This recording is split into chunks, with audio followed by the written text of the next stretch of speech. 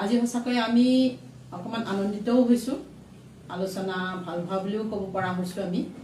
যেহেতু আমি যিটো সমস্যাত ভুগি আছিলোঁ যিটো চিন্তাই আমাক মানে কামুৰি আছিলে একত্ৰীকৰণ বান্ধৱীসকলৰ কি হ'ব যদি তেওঁলোকৰ এই সেৱাৰ পৰা যদি তেওঁলোকক আঁতৰাই পঠায় তেতিয়াহ'লে তেওঁলোকৰ কি অৱস্থা হ'ব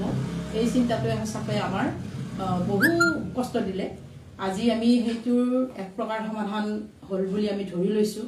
যেহেতু তেওঁলোকৰ যদিও একত্ৰীকৰণ হৈছে তেওঁলোকৰ কেতিয়াও এই কামৰ পৰা মানে বৰখাস্ত নকৰে তেওঁলোকে কাম কৰিয়েই থাকিব 60 বছৰলৈকে যতে যেনেকৈ আছে বান্ধৱীসকল তেনেকৈ থাকিব পাৰিব কিন্তু যদি কিছুমান বান্ধৱীক আমাৰ বহু দূৰলৈ নিছে বোলে 5 কিলোমিটাৰৰ বাহিৰত সেইখিনিয়ে কিন্তু আমাক জনাব লাগিব তেওঁলোকক কিন্তু পুনৰ নিৰীক্ষণ কৰা হ'ব আৰু যিসকল বান্ধৱীৰ বেনিফিচিয়াৰীও আছে কেন্দ্ৰ বনোৱাৰ ঠাই আছে ৰাইজেও মাটি লিখি দিছে বা তেনেকুৱা আছে গতিকে সেইখিনিক পুনৰ নিৰীক্ষণ কৰিব তাৰ বাবেও আমাক কথা দিছে গতিকে আমি সেইখিনি খুবেই আনন্দিত হৈছোঁ আৰু বান্ধৱীসকল নিশ্চিন্ত থাকক আপোনালোকে কোনো ধৰণৰ চিন্তা কৰিবলগীয়া ইয়াত হয় নাই আৰু যিটো আমাৰ আজি আলোচনা হ'ল বাইদেউৰ পৰা সঁচাকৈ আমি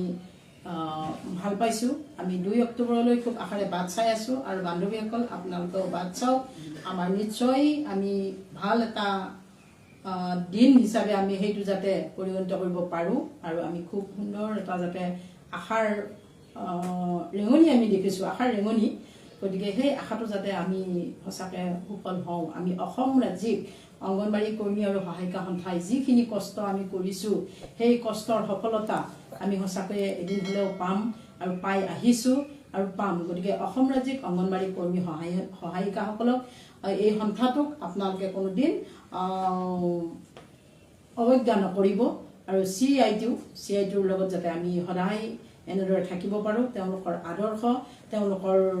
প্ৰেৰণা আমি যাতে সদায় পাই থাকোঁ তাকে কামনা কৰিছোঁ গতিকে আপোনালোকে অসম ৰাজ্যিক অংগনবাড়ী কৰ্মী সহায়িকা সন্থাৰ লগত থাকক সহযোগ কৰক নিশ্চয় আমি সদায় সফল হ'ম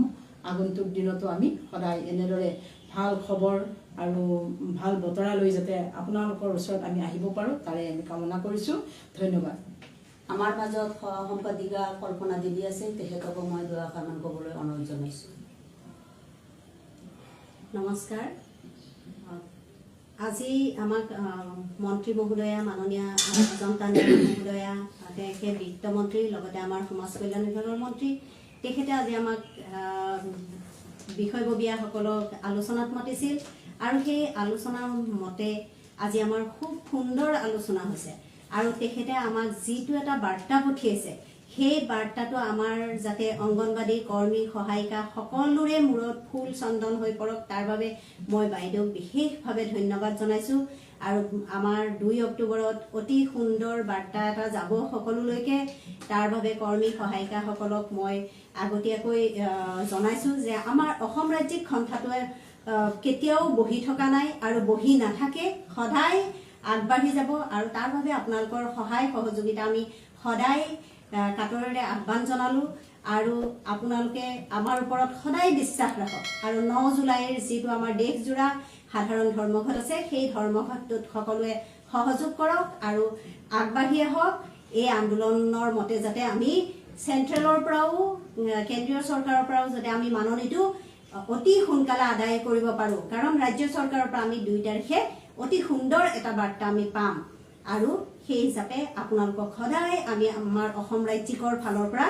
আমি এটা ভাল বাৰ্তা দিবলৈ চেষ্টা কৰি আছোঁ আৰু সদায় ভাল বাৰ্তাই শুনিব অসম ৰাজ্যিক অংগনবাড়ী কৰ্মী সহায়িকা সন্থা জিন্দাবাদ ধন্যবাদ জনাইছোঁ নমস্কাৰ সকলোকে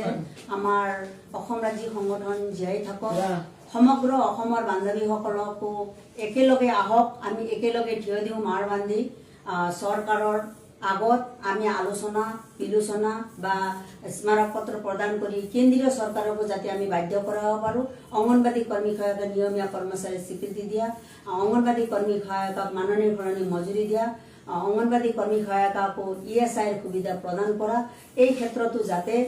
কেন্দ্ৰীয় চৰকাৰৰ যুদ্ধত কেন্দ্ৰীয় চৰকাৰৰ দাবীত আমি সকলোৱে এক হওঁ আহক অসমৰ সমূহ কৰ্মী সহায়িকা বান্ধৱীসকল একেলগে আমি আগবাঢ়ো ধন্যবাদ